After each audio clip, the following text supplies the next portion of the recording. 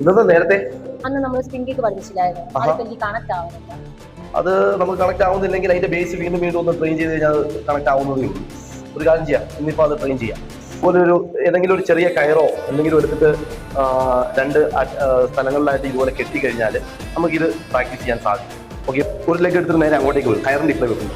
2 look and 3. 2 look 3. Let's go 1 2 3. Yes. Target പാടിൽ വീണ്ടും try ചെയ്ത് നോക്കാം. പിടിക്ക് 2 ചെയ്യും. നേരെ കാലെടുത്ത് വെച്ചു, തിരിഞ്ഞു, കിക്ക് ചെയ്തു. 1 2 1 2. ഒത്തിരി കിക്കുകൾ കണക്ട് ചെയ്ത് സ്നാപ്പും സ്പിൻ കിക്കും അങ്ങനെയൊക്കെ ചെയ്യാം. അത്